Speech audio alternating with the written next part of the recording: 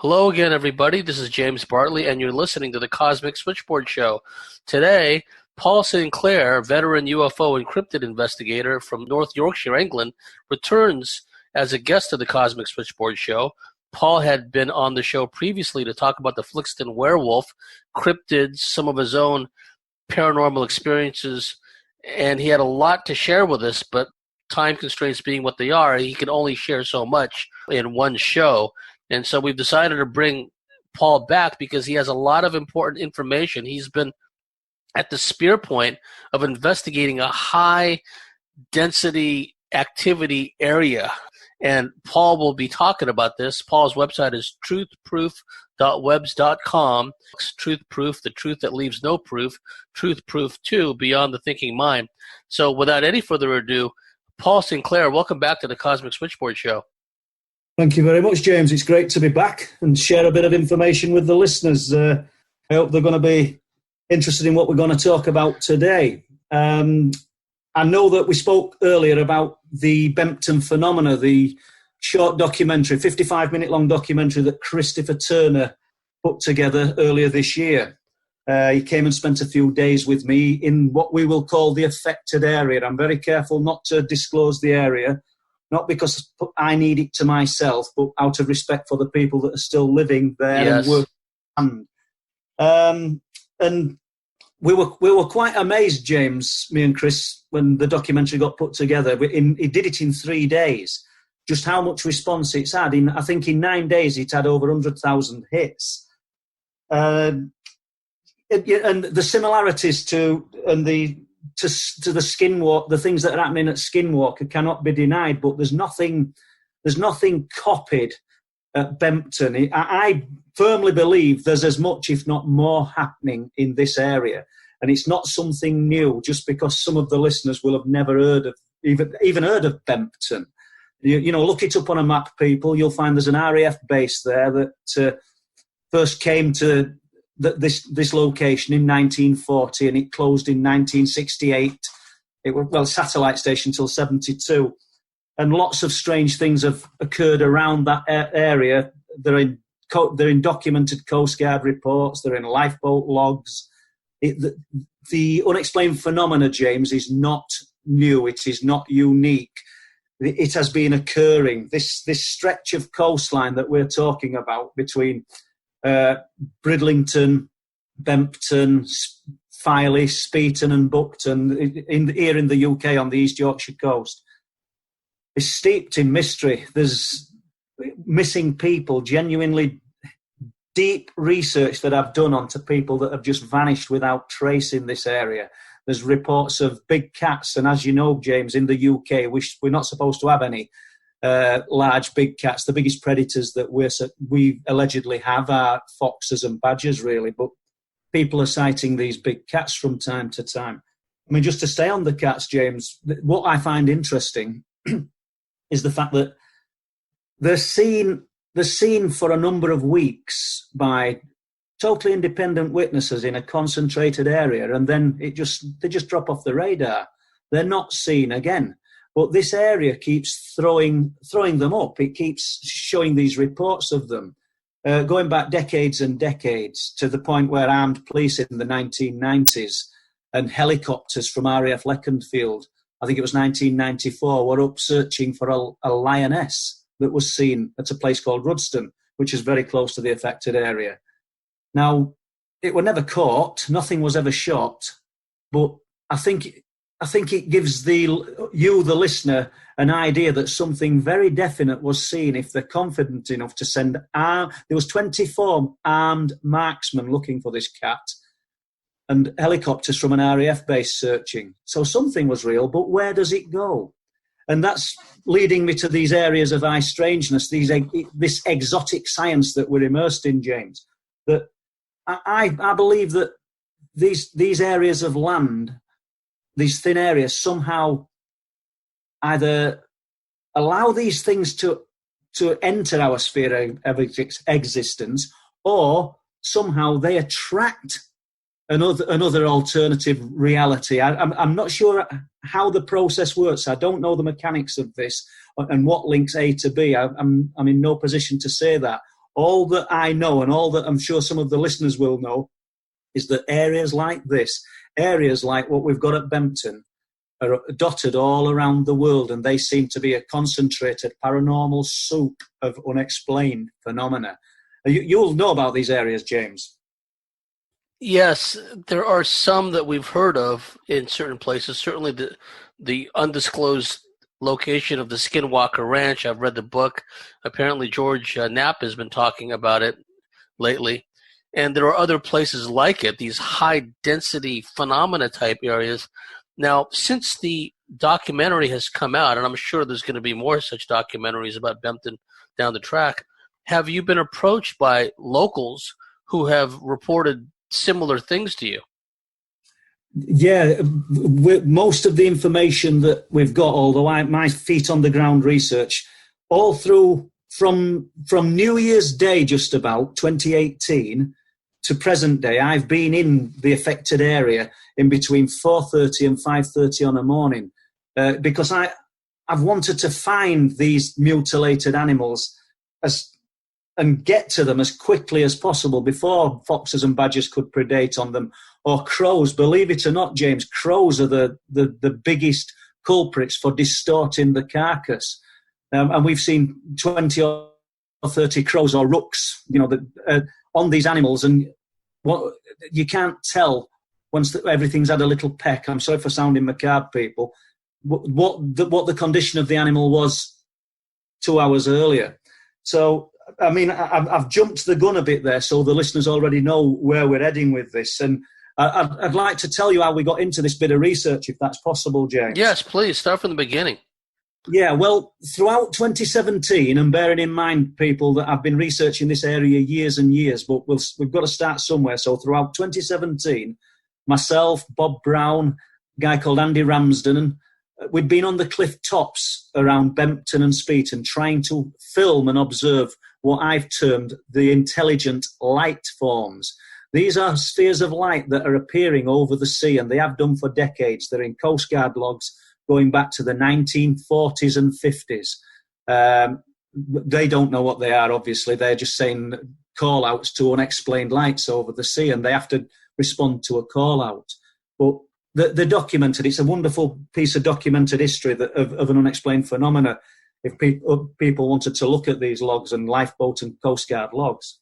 Anyway, let me stop rambling. Sorry about this. So we're trying to film the light forms in this affected area, and whilst we're filming them, most evenings, huge powerful torches, good sort of camera equipment, well, quite expensive, and there's a set of eyes watching us, usually in the same place, a long distance away. We're talking like a 5-minute walk away across the fields. Large eyes, and they're not fox and they're not badger, and we don't know what they are. And Bob Brown's famous saying was, "Are the eyes on us?" Because we didn't know what this animal was, and we still don't. But it will make sense a little bit further down the story. So throughout 2017, we're trying to film these animals. On New Year's Day of 2018, my wife and myself and our little dog, we went to Danes Dyke, which is 3 miles away from the affected area. And we take the vagrant who lives in the dyke some food. He's lived there 11 years. He leads a solitary life, and he just loves living in the woods. And it's not something I could do, but more power to him. But when we arrived, this guy said to us that we'd just missed the police. So naturally, I asked him what the problem was. It was early morning, New Year's Day, frost on the ground, very cold. He said, well, they wanted to know if I'd seen an unusual dog, a very unusual dog, or anything strange. And I said, really? I said, that's strange. I said, so what was the reason?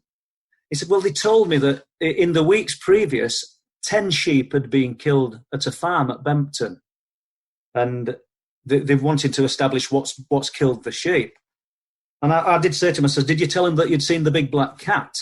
And he said he didn't. And I think, well, an unusual animal, that's probably what they're hinting at. But however, the cat's not responsible for this. And I think the listeners might realise this further down the story.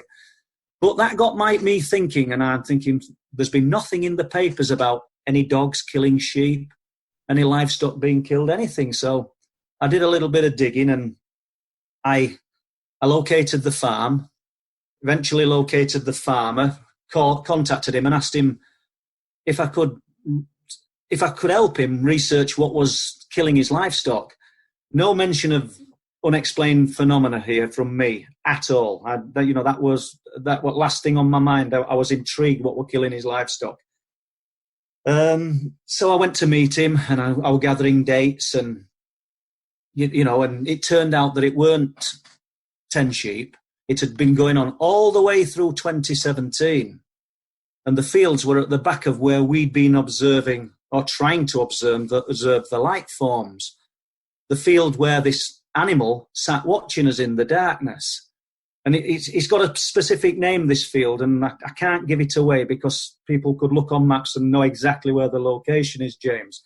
But let's just say it's very, very remote. You've got to drive down over a mile of private road to get to the farm. So first thing I did for him, I rang all the livestock auctions in eastern North Yorkshire to inquire whether other farmers had lost livestock in an unusual way. And I found out that about 16 miles up the coast at a place called Ravenscar, they'd lost sheep. So briefly describe what's happening to these animals, James. Whatever's killing them is not, or does not seem interested in the meat. It's in most instances taking the throat straight out, removing the ears, removing the eyes, and stripping the face of skin. That's not the behaviour, James, and I think you would agree, of any known predator. Now, when we did the Bempton Phenomena documentary, we were criticised for not showing the photographic evidence, which I've got lots and lots of, and I showed it all. Anybody who went to the Hull UFO conference, the Outer Limits conference a few months ago, will know when I did the presentation, I displayed all the images. Media censorship would not allow us to put these graphic images onto the YouTube channel. And that's the truth of it. We have the images. So I just thought I'd throw that one in. So if any listeners out there want to enlighten me and tell me what kind of predator in the UK captures an animal, kills it instantly by removing its throat, it looks like it's just ripped straight out and there's no blood.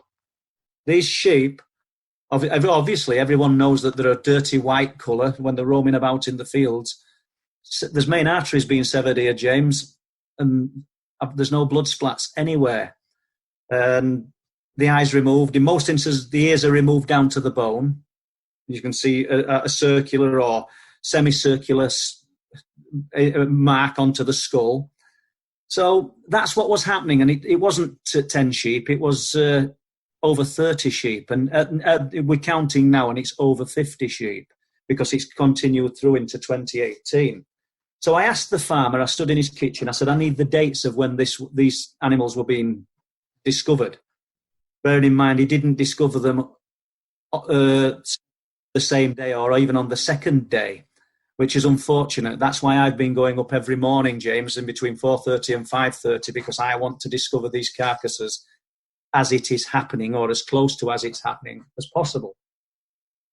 So he told me that on any given time on this particular field, he's got 300 to 400 sheep, 80 kilo ewes, either with lambs or ready to give birth. He said, and he usually loses 4 or 5 a year. He says, and if he doesn't find them in the long grass, foxes and badgers will eventually find them, and all he'll find was bones and a fleece, which makes sense, James, doesn't it? So he said, but he had found that quota quite early in the year, and it was unusual.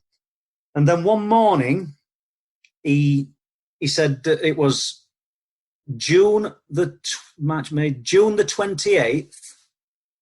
He arrived at the field, and he has a corralled area, James, and it has panels that are roughly the width of a sheep, and it can hold 6 sheep nose to tail.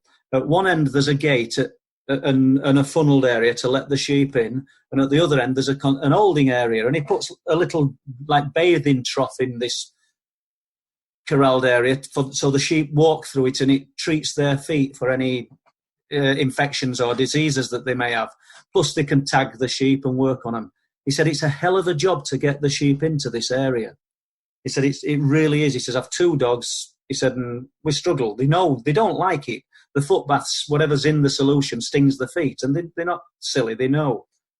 He said, so he arrived at this area one morning to find 30 sheep crammed in this panelled area designed for 6 nose to tail. Upside down, on the sides, on the backs, hanging over the sides. He said, I can see it now, and I cannot believe what I were looking at. He said, the sort of visual in my mind, he said, I couldn't believe it. He said, so we unpegged these panels and started removing the sheep and untangling them because they were in a right state. There was 4 dead. Not from mutilation or any animal attack, from heat exhaustion or fear, suffocation. He doesn't know, but there was 4 dead. He said, but I knew something was wrong. That could never happen. He said, and I just still think about it most every day. This guy, being a sheep farmer, he said probably does. I don't suppose me and you would, James, or the listeners, but it stuck in his mind. He said, so I started taking note then, and I was coming quite regular. Now, I just needed to stop there because as I was talking to him and he was going through his notes and he told me this, and he gave me the date of the 28th of June, I stood with him in his kitchen, and this is the truth, James, and that's why I've no absolute problem saying it, because he might hear this show one day, and if a person such as myself, a researcher such as myself, is massaging the truth to make it look even more exciting, they get caught out. But I had my red notebook with me, and I said to him, look, let me just go through this, and I'm flipping through the book. Now, where these sheep were found, in close proximity, about a mile away, there's a lane called Cliff Lane, which leads up to the Bempton Nature Reserve and the Bempton Cliffs. That's our route, usually, to go and observe. 28th of June, I had a chap contact me because he'd found a deer in the hedgerow of Cliff Lane with a 3-inch hole bored through its side. The same date as when this guy had the sheep. I showed him, we compared it. I didn't go home and write it in afterwards to make this story sound more interesting, James. That's exactly as it happened. Now, he absolutely could not believe it. And I can't say that A is linked to B here, James, but I think there's a strong possibility that whatever was responsible for getting those sheep crammed into that area designed for 6 sheep, nose to tail, was also responsible for the death of that roe deer. So that set him off on this journey of looking for the sheep, something unusual killing his sheep. Then a few days later, he sort of went early into the field and he found a ewe, an 80-kilo ewe, there with its laid on its side, with its throat torn out and its face stripped. Thought, we'll leave this. Whatever's killed it's going to come back to eat it. And that's exactly what he did. And the next day there was another one done. That one hadn't been touched. And this was sort of the procedure or the process of things that continued throughout 2017. There was no pattern really, because whatever was killing the animals, we call it the unknown something, would probably hit 3 sheep over 3 days and then nothing for a week, nothing for 2 weeks, and then 1 sheep, and then nothing. As I said, the total now is over 50. I found one last week, the last one that I found at about 5 a.m. Ears removed, eyes removed. 9 days before that, I found a roe deer stag with its eyes removed and its front muzzle stripped. In May, jumping back to May 2018, there'd been at a farm called Greenland Farm, just on the outskirts of Bempton. I know that 2 roe deer were found mutilated with rather strange wounds in their sides. I couldn't get to see them, not because it was me. They had a gamekeeper on this farm, and they just weren't allowing anybody to see these animals. But with that in mind, on the 11th of May, I decided to visit the affected area early doors. I walked the field in a box section, checking that there's no down sheep, because at this time the grass is pretty high. And then I dropped into a small private wood. And as I was walking through the wood, James, doing my own thing, looking, and I'd got a deer in my mind, but I know that the Greenland's farm deers, that's the reason why. Nothing had planted it in my mind. I spent an hour in the wood and decided to walk the outskirts of the field, and there's a fallen hawthorn tree, or it's bent over, and it's about 2 foot off the ground, the bough, and there's shoots growing up from the bough. I think everybody can probably picture it. And it's created an umbrella of sorts, a little secluded area underneath the tree. And I looked underneath, and there's a roe deer stag laid on his side. And once again, listeners, I have the photographs. Anybody wants to contact me on Facebook, if James wants me to send him some, I will. And he's got a hole the size of a dinner plate in his side. But unusually, not in the soft area, it looks like the ribs have been exploded from the inside out. And that's the best way I can explain it, listeners. He's pristine. This animal is absolutely in wonderful condition. I had my little dog with me, so I tied him up where I could see him. And I did get the feeling I was being watched, if I'm being truthful. And I went through this animal very carefully. It's early morning. There's nobody about. I've got lots of time to take pictures and lots of time to inspect this animal. I got a stick and I went through all his fur around his neck on both sides, his legs, everywhere. There was no sign of trauma anywhere on this animal apart from a hole in his side where the rib cage is. Just annihilated his rib cage, but his internal organs looked pristine, less one thing. Half of his liver had been removed. Now, I'm not sure what predator does this. Also, we need to note, no blood.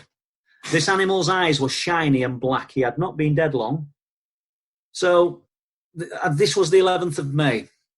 I proceeded to walk back across the fields, and the farmer's waiting for me as I would get back. And he said, asked me what I'd seen, everything okay.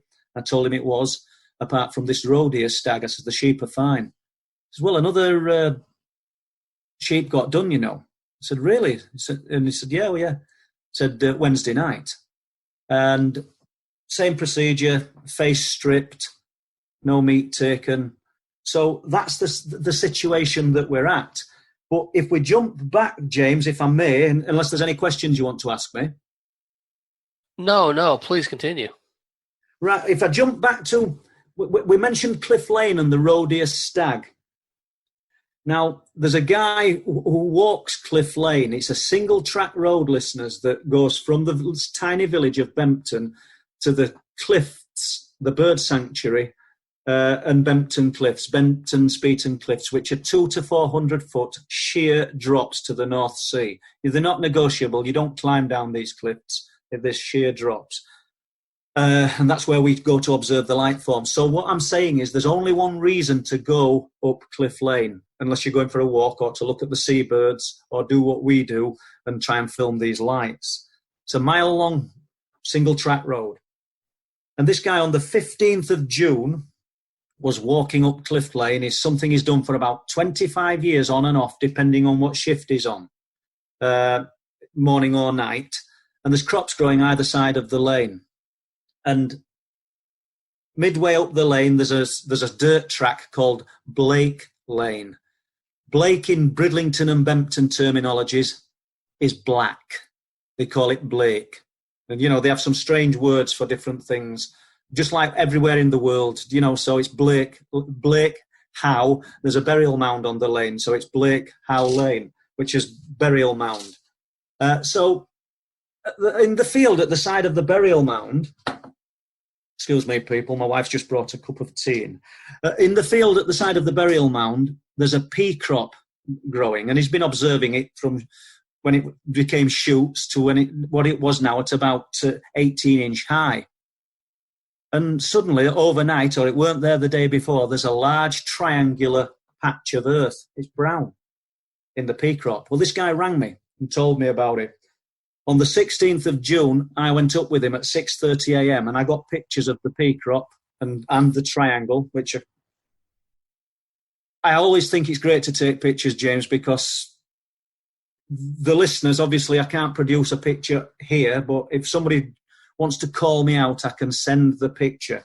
And sure enough, there's this triangular perfect, not perfect, it's probably 16 foot by 12 foot triangle of Earth. And I took pictures of it with a Nikon P900. So I got one of the large expanse of the field and one of a close-up. The next day I went up with my little dog and I got a soil sample, which I've done nothing with.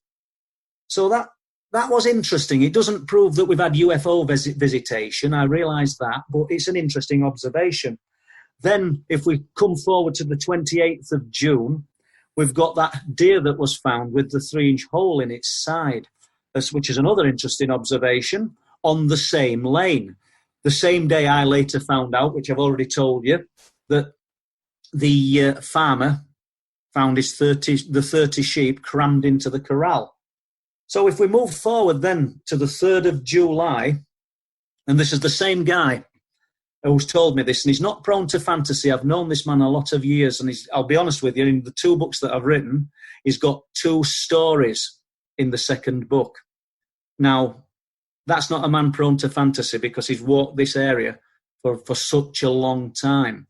But he's telling me this. He said approximately 6 a.m. on the 3rd of July, he's walking up the lane and he looks over to the old RAF base, RAF Bempton, which we'd discussed previously, that closed in 1968.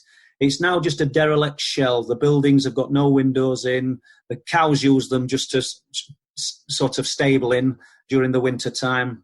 You get the picture. There's a huge underground base there as well, but which is sealed over with concrete beams. It was a Type 1 rotor during the Cold War. RAF Bempton was a radar station. He said, but there's a huge American vehicle up on the base at 6 a.m. in the morning. And there's 3 men in white overalls, headgear on and everything. Just, they look like they're doing something. He said, like a search, like a CSI type thing. And he said, I did what you told me to do. He said, I got my phone out and I was going to take some pictures. He said, and suddenly all lines went across my phone. And then everything just flipped through the phone very, very quickly, and it had gone. There was nothing left on the phone. He said he turned around and went home. It unnerved him that much. It becomes more interesting, James. On the 9th of July, a lady walking the cliff tops with a dog at Speeton, and they're pretty sheer, these cliffs, and there's little coves which are inaccessible, but there's sort of undulations in the land. And when she's approaching a cove, she claims she saw a small, black, triangular-shaped object flying below the cliffs. And it just, as it sort of went past this cove, she got a glimpse of it from above, which is quite amazing when you consider that most people who report seeing black triangles only see them from below looking up. And she said it just looked like black Teflon. It just looked like Teflon. And she saw it for a few seconds. Now, I thought that was interesting when we consider that on the 15th of June, we'd got this triangular indentation in the pea crop. So that was interesting. And on the 25th of July, James, a guy in Bempton, still lives there now, called David Hind, gave me a call.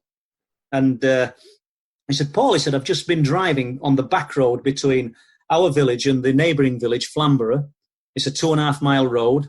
It's not a private road or anything, but it's just a little back road. He said, and I think there's something you really ought to go and take a look at. So he explained, and he said that he'd seen this huge military vehicle. So I put a camera in my car and I set off towards Bempton on this back road. And sure enough, midway, there's this great big Dodge Ram, which a lot of people will be familiar with. Dark blue it was, but on the back of it, it had a big camouflaged container. And on the top of the container, it had something like a satellite dish. I don't know what it was. I was told it was microwave technology, but I've since been informed it wasn't. Lots of people come up with opinions. So behind the trailer, camouflaged under a tarpaulin, there were a large generator. How do I know it was a generator? Because there were more of these units in the area and people had seen them afterwards. So where was this unit positioned? very close to Blake Howe Lane, very close to where the triangle in the Peacock was. Inland, if you'd have walked from that truck, you'd have been walking straight to the affected area where the animals were being killed.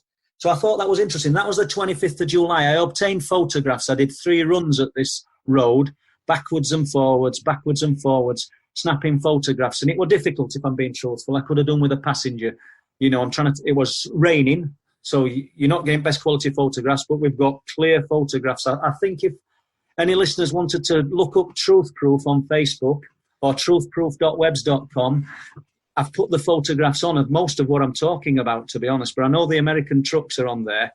I'll get to how I knew they were American in a moment. So that was the 25th of July.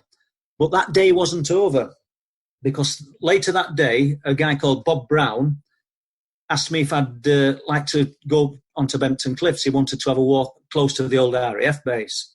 And I agreed, and I drove him up there. And late afternoon, early evening, and whilst we were there, I received a phone call, which Bob heard. And the guy said to me, obviously he said, is this Paul Sinclair? He said, I found your name on the internet. You're the guy that's interested in the unusual things and UFOs. I said, yes. He said, well, my daughter, the day before, has seen a UFO at Sledmere, coming on between Sledmere and Garton on the Wolds. So, listeners, this, where he's describing, is about 13 miles as the crow flies from where we were stood on these cliff tops, inland. He said she saw a black tubular-shaped object with a red glowing line through the middle. And he said, and a large gold sphere of light lit up low down. And she'd snapped a few pictures with a phone, which he kindly sent me, so I've got those. And he gave an interesting bit of information before he ended the phone call. He said, there's something else as well. He said, on the outskirts of our village at Garton, he said, there's a big American pickup truck parked up with a big green box on the back and a satellite dish on the top. And it's got a big unit, a trailer, and it looks like a generator that's inside it on the back. I thought, wow, we've got one here. As I stand on these cliff tops, there is one probably less than 2 miles away. I know it's about 1.5 miles away. So that was interesting. Now, these trucks were also seen at Staxton Wold as well.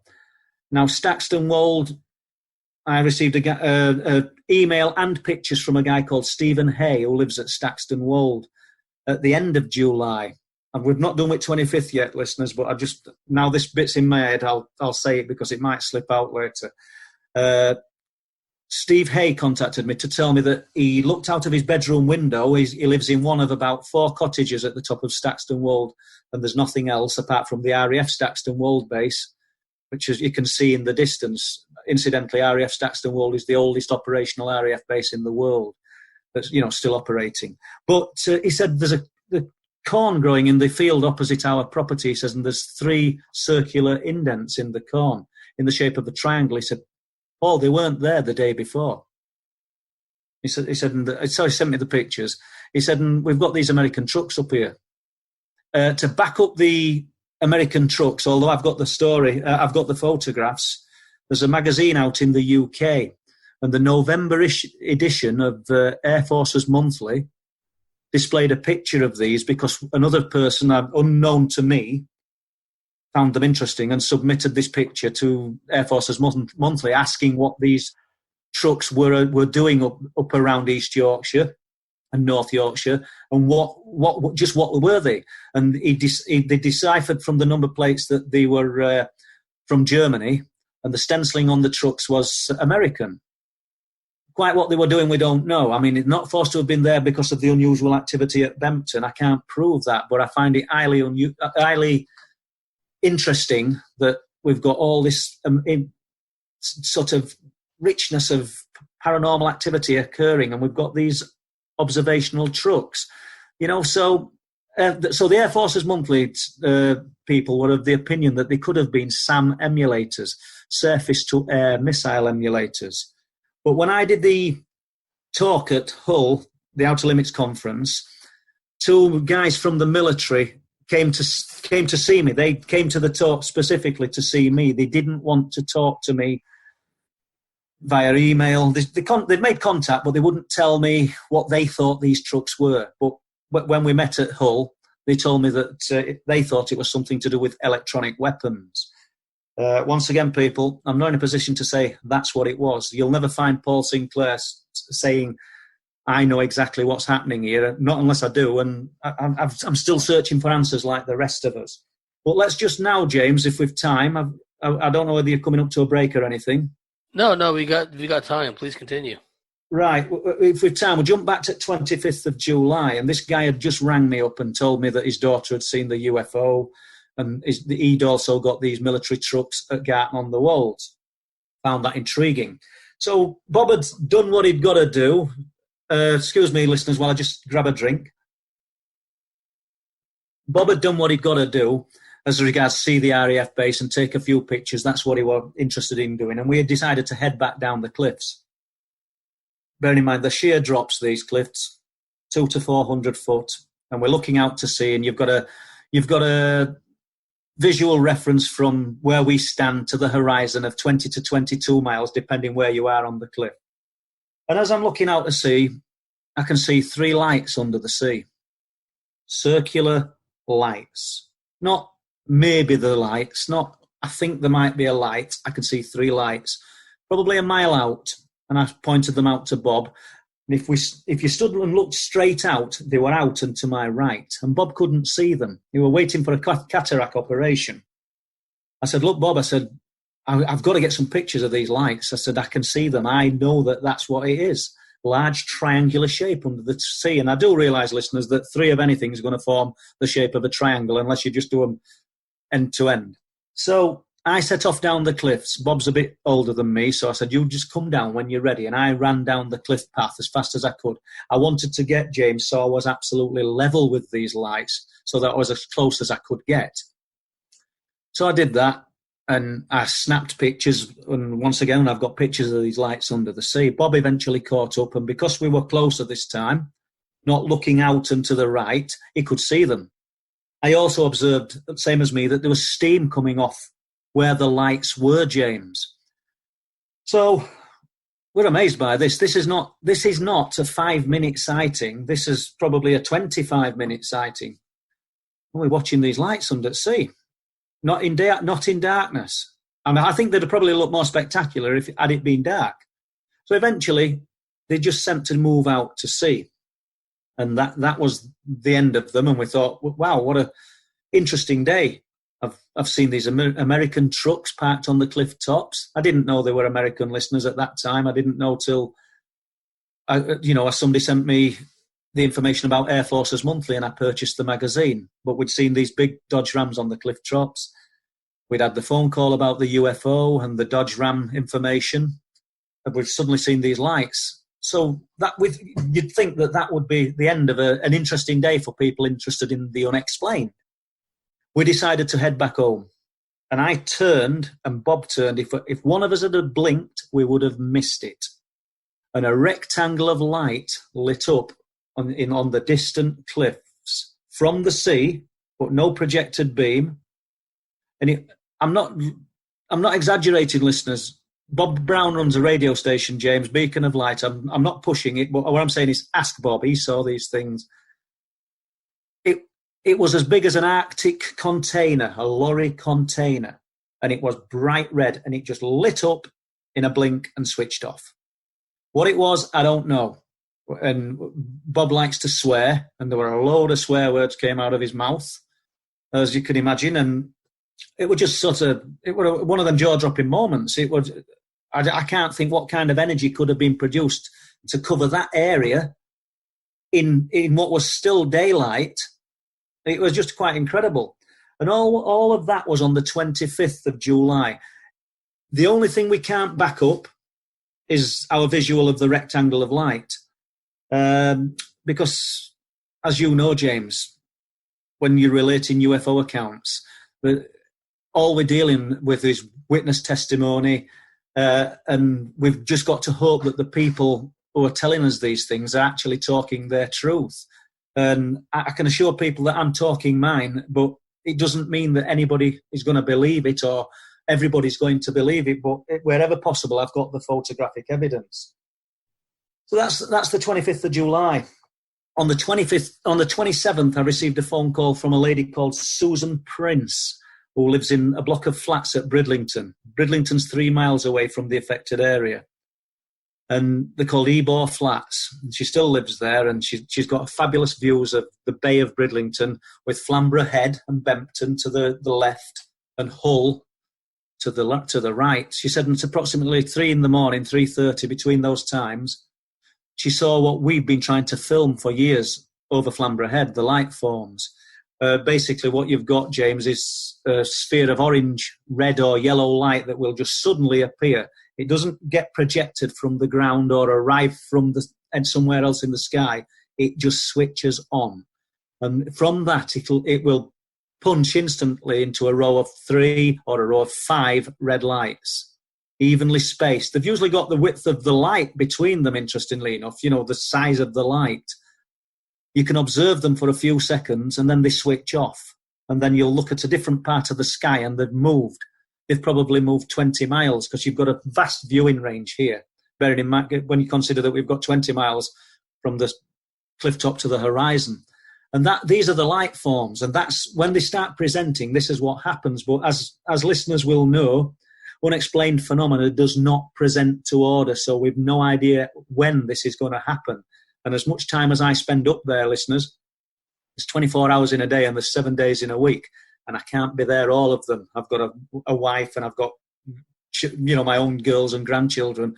Another part of my life has to suffer for this what I'm involved in at the moment. But she saw the light forms on the 27th. We'd been seeing these eyes throughout the year on the cliff top, which we'd spoke about. And I think they were maybe connected to whatever's been killing the animals, the sheep. So on the 29th of July, trawlermen reported seeing the orange spheres of light. Now, the trawlermen are an invaluable source of information to me. And I've got very, very close to some of them over the years and won the confidence because they're a close-knit group of people. It's a hard way to make a living, working out at sea in them conditions. And they don't trust everybody that comes to speak to them. So it's took years. So when they contact me and tell me that they've seen these lights and they're familiar with what lights should be seen, as in flares, the discharge of flares, meteorites, unusual atmospherics, the one that's thrown about often, they know these are different. So, we've got this vast array of unexplained phenomena that were presenting and being seen. I spoke to Coast Guard about the lights, just to stay on the lights briefly. We'll come back to Cliff Lane. Because I've looked in lifeboat logs and Coast Guard logs going back decades, and they've got call-outs to these lights, James, where they've had 9-hour call-outs. They've had the helicopters launched searching for boats in distress or aircraft that might potentially have crashed because members of the public, MOPs, are reporting seeing unusual lights off Flamborough and Bempton. Police officers have reported them. The Coast Guard themselves have seen them. And they've got to act on this. They've got to go out and search. And these 9-hour searches, these 5-hour searches eventually are called off because nothing is found. And the 3-page report that initially says what was seen, and then the detailed report of what's involved in the search, and then the conclusions usually say false alarm with good intent. It's an easy phrase or an easy bit of terminology just to put in on what must have been a very, very expensive exercise searching for potential people in distress, just to say it were a false alarm. It weren't a false alarm enough to launch helicopters into the sky and launch lifeboats, but we missed it. I think as researchers, and I think as general public at large, we're missing a massive amount of information contained in these old logs, because I've looked through them decade after decade, and there's not just the odd report to these unexplained lights. There's lots and lots for every year in every decade, and people just seem to let it slip past. I think it's because I'm not saying all of them are unexplained either, but quite a lot of them in these reports will be. And I think because we can't get his head around what we're looking at, it it becomes painful to even try and consider. And we have to come up with plausible, mundane explanations. Sometimes the newspapers will report that they have these call-outs. And in one report, they'll say things like, suspected unusual atmospherics, or it could have been afterburners, or it could have been meteorites. That's three explanations to sum up what they thought it could have been the previous week in the newspaper, because simply they've no idea. I think we need new terminology and new words to describe what these things could have been. I realise I've just sidetracked a little bit there, James, and I apologise to listeners, for doing that. But, we'd got to the 29th of July and things were, all this information and all this stuff was escalating. And then, as I said, on the New Year's Day, James, I I took him some food, the guy who lives at Danes Dyke, and he told me about all these sheep mutilations, and it all sort of gelled, it all tied in. Everything we were talking about was within, if you stuck a pin in a map and did a 2-mile circle, that's where it was happening. There's another strange added phenomena. Now I've got to know the farmers in the area, and they're hearing electronic voices. And that's as much as I can say about them. He's talking about being stood on his decking at the side of a field, a crop, and hearing what sound like walkie-talkies. Yet there's nobody there. Everybody knows that the crop can only grow 2 to 3 foot high. Unless somebody's nestled down in the crop, there's nobody there. In the nearby wood, in the private wood, which is quite close to the farmhouse, probably 100 yards away, he can stand at his back door on a night and he can hear people talking, but there's no lights in the woods and it sounds electronic. It's quite unsettling for him. It's unnerving. I've heard it once, early morning in the wood, and I walked into the wood after I'd searched the fields. It was daylight. There's nobody about, and I could hear somebody talking where I'd just been walking. The bracken were very high, and I considered climbing the barbed wire fence and walking back through the crop. But that's not my style. I won't walk through crops if I can help it. But it did unnerve me. And I walked back the same way. There was nobody there. I didn't imagine the talking. It's very difficult. I mean, only last week I saw an animal I couldn't describe in the wood. And I didn't get pictures of it. I'm really frustrated. I walked into this same section of wood, and I walked very slow, and I sort of stop, observe for a few minutes, and then do the same and observe. And I'd just set up, and I'd got a Sony camcorder, and I'd got the Nikon with me in a bag, and I'm just I sort of stood watching, and this animal, and I thought, wow, it's a puma, and it ran across the wood in front of me at about 40 yards away. It hadn't seen me. I'm pretty confident it had not seen me because, when a wild animal usually sees you, it usually stops split second, has a look, and then carries on. But it just sauntered across. So I got the camera out and I stood ready. I didn't stand with camera sort of poised, ready to take a picture, but I thought it would have come out of this thicket. And then another one ran across.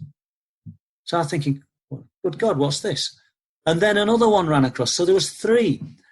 But I've got to be honest, listeners, I can't make my mind up whether they were dogs or cats. I don't know what they were.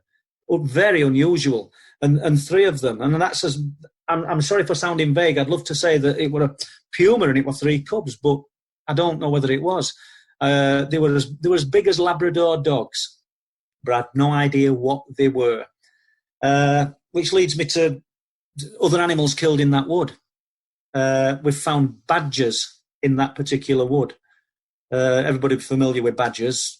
They've had their heads removed, but what I find interesting is that they're skinned around their waists, if waists the midsection, and they've left the fur as though these creatures have got little fur trousers on, and the skin's been removed from the top, from the midsection over, and the heads have been removed. It could be the work of man, of course, all of this could be the work of man, but he's got to be a pretty clever man to be able to catch a roe deer stag in its prime and do what he's doing to these animals. So basically then Christopher Turner, who's the documentary filmmaker, we've been friends for quite a while, asked if he could come up and stay for 2 or 3 days, and that's what he did. And we sat out during the night and we talked about what was happening, and he made the film, The Bempton Phenomena.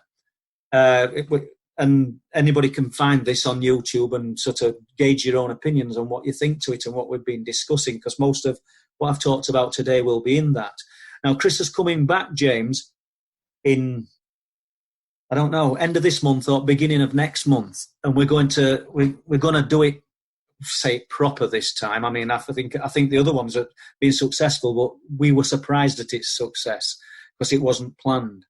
So we're really going to sort of throw a lot at this one, and I've got plenty of witnesses for Christopher to interview. You know, I'd got him some witnesses last time, but it was sort of all last minute, and I'd got him 3 witnesses. But I've got some more lined up for him to interview. We've got some thermal imaging cameras to sort out, and we'll have drone footage. We're going to really throw everything at this one and try and make it as interesting as we possibly can, James. I don't know what you think to basically what I've been telling you about there. Well, it's given me a lot of things to think about. Now, in America, for example, when we come across a place where there's a high degree of strange phenomena, let's say, sometimes what we do is we find out what the natives, i.e. the Native Americans, have said about the place. For this particular region of the UK, what is the local folklore?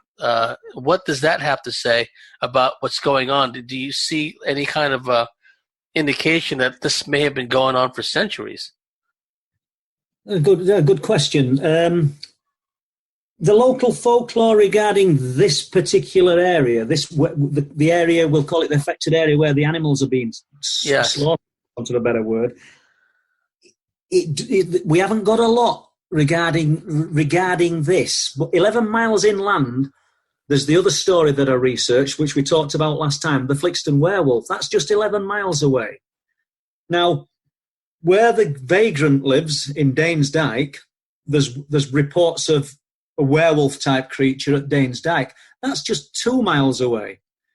And it's all on the coast, all along the edge of the coast. I mean, Ravenscar, where I did say that the sheep were also being killed at a farm up there, that's on the edge of the North Sea. It's almost as though whatever's doing this is using the coastline as a route, as a travel route. And then I say this, James, and I find I'm contradicting myself instantly, because there's one element that I missed out in while I was discussing this. I told you that we were unaware of it till New Year's Day, even though it was happening throughout 2017. Something else was being killed throughout 2017 that sort of throws a different slant. It just throws this paranormal into another level, really, because I was told that harbour porpoise, I don't know if you're familiar with them, they're a little dolphin, about 4 foot long. No, I've never heard of them. Yeah, well, there's loads of them around our coast, and they're probably all around the world, to be honest with you. They're about 4 foot long. They're just a miniature dolphin, really. They're exactly the same, little mammal. They were being found very close to all this area on the beaches and around Flamborough and around Bempton. Walkers were finding them and fishermen were finding them with huge holes straight through their jaws. Now, I've got the pictures. Once again, I showed the pictures at Hull. I can quite happily send people the pictures. We just couldn't put these images up for the Bempton phenomena. So these little mammals, these 4 foot long dolphins, look pristine. I mean, some of the people that found them thought they were blow up toys on beach. They're not used to seeing them above the waterline on the beach. They look like they've just been placed there, but in pristine condition. The only damage that's done to them is massive trauma to the jaw, under the jaw. Now, I'm familiar with marine mammals that get hit by propellers and things, because having an ex-son-in-law used to work as a trawlerman, and having friends who are trawlermen. And if a seal or a dolphin gets hit by a boat propeller, it'll put a massive wound in it, usually a spiral-type wound, on these animals. These aren't spiral wounds. These are 3-inch circular holes, not unlike what was on the deer. And bearing in mind, most of the trauma on the sheep is to the throats. The throat's just taken out instantly. The faces are skinned. The eyes are removed. Well, with the dolphins, with the harbour porpoise, the trauma is to the jaw, and it's usually a massive hole. They were found at Flamborough. They were found at Bempton. They were found at Sowerby, which is literally just round the corner, when we say a couple of miles from Bempton, because the Flamborough Head sticks out, so Sowerby's at the other side of Flamborough Head and Bempton's at the opposite side. That's why I say round the corner. So I sort of concluded, unless it's some massive, massive coincidence, that this predator, this unknown something, is land-based, it's airborne, and it's marine-capable. So I'm at a loss what it could be, James. Yes, there's parts of this that remind me of the so-called cattle mutilations back in the day, and they still go on, also referred to as unexplained animal deaths, UADs.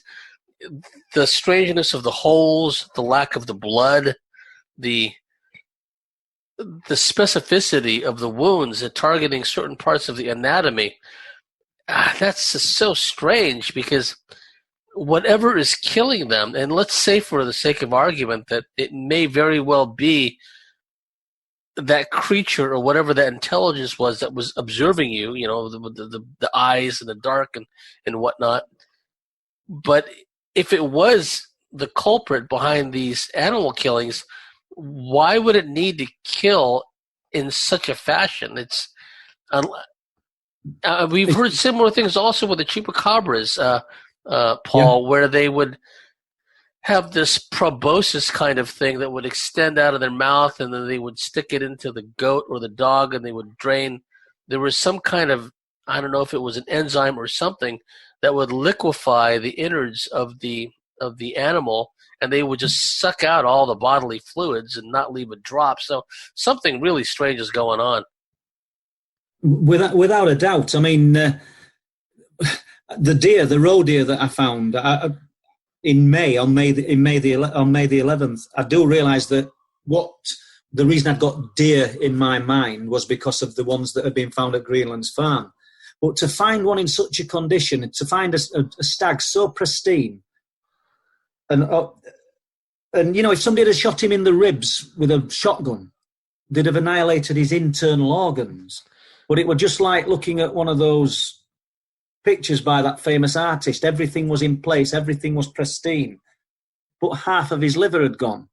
That was the only thing missing.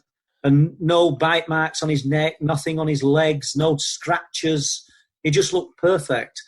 And so I just don't know what's at work here. It really is a strange one. And it's quite unnerving, James, when you find yourself on those cliff tops. I mean, I used to spend a lot of time alone up there. I mean, on a morning, my wife hates it because I'm going up most of the time before light. She doesn't like me going.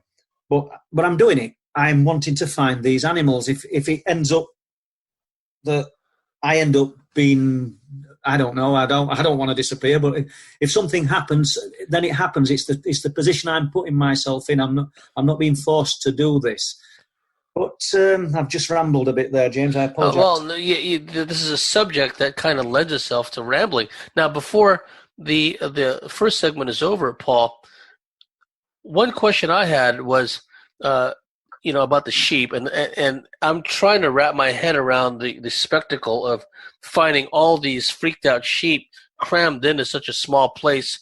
Either they were put there, or they're in their terror, they just fled to a place which they normally avoid at all costs. Now, where there's sheep dogs. Has there been an issue where sheep dogs have turned up missing or injured or mutilated? No, he's not lost any of his dogs. It's just been the sheep, and it's only been on this field, only been on this specific patch of land. Now, I was told that 10 sheep had gone at a place called Bempton in a similar manner, which is close proximity. But this particular farmer, and he's got lots of sheep, he's only losing them on this particular field. Now, if the sheep are put into the top part of the field near the farmhouse, nothing happens. No animals get killed when they're observing. The police have been involved, James, with they've been there and done some night vigils with night scopes and things, and seen nothing. A farmer in close proximity enjoys wildlife photography, and he's pulled up there and sat there in the night, waited for daylight with a zoom lens, confident that he's going to catch whatever's doing this. And in the morning, where all the sheep are nestled down, there's one amongst them that's been done. Now, these sheep would be up and terrified if anything would be killing one of their flock. Yet they're sat amongst it. They're sat where there wasn't one the night before, and when daylight's arrived, there's been one in the middle of the flock that are all sort of laid down, relaxing. So how that happens, I don't know, but I was told about that only a few days ago, actually, even though we've been talking about this for past year now, just about. But it just came up. Bearing in mind that these farmers are only interested in their livestock and basically making a living. They're not really as interested in the paranormal aspect of these things as what I am. Although I must admit, the farmer's words, not mine. He says it is a phenomena that is killing his sheep. Well, yes, because their livelihood is being affected, and it's an ongoing problem, and it's there is. Well, the other farmers, James, the other farmers in the area did not want him to say a word at first. He said they wanted it all kept quiet. They didn't want nobody to know. I tell you, they're a very, very close-knit lot, these people. He said, but I had to. He said, in the end, I had to. He said, it was just costing me too much. He said, yes. I couldn't keep losing the sheep. He said, I had to, for insurance purposes. But they've had all sorts of theories that a dog's doing it. But it's like he said, when a dog's chasing animals, he says it's very vocal. They get excited and they're barking and they're yapping and they're yelping. And they'll chase the sheep and just grab hold of the sheep wherever they can. The leg, the side, anywhere. And if the sheep's strong enough, it runs away and the dog ends up with a mouthful of wool and skin until it wears the sheep out and kills it. These kills are precise. It's bang, throat out. And whatever happens after that, I don't know the procedure, eyes and ears removed, or eyes and half an ear removed, or one eye removed. And what's interesting, people, it's not just if it's a one eye that's been removed. I've noted, because usually the sheep's on its side, it's not the side that's exposed to the air, meaning I haven't got there too late and some predator's nicked its eye. It's when I've turned the animal over, the eye's gone. Huh. Do you see? Yes. And another interesting aspect, which with the roe deer that I found, there were a sheep last week and there were a roe deer probably 9 days ago, a roe deer stag. His eyes had been removed, but there was nothing. They've got they're very black round their eyes. And there's no nibble marks. There's nothing to suggest anything had tugged, scratched or bit around this animal's eye to get it out. It was just a black cavity. It's very strange. And I've found myself now, I go on the morning by myself because obviously nobody's going to go crazy o'clock. But I used to go on a night. But I observed something in early 2018 that really sort of put me off going on a night. Trying to film the lights, I'd gone up on my own, took the cameras, set the tripod up, feel quite safe. I'm confident about myself, even though I'm 55 years old. I'm not sort of worn out or anything. It's just, I'm always a pretty confident kind of person. And I'm observing and I'm looking on land because I already know about these eyes now. We knew about the eyes, but I already knew about the sheep. So that put you on edge a little bit because you realise that, listeners, we all know that a sheep is not going to put a load of fight up. It's 80 kilos though. and whatever's doing it is able to dispatch that sheep instantly. So it could dispatch me instantly, I would think.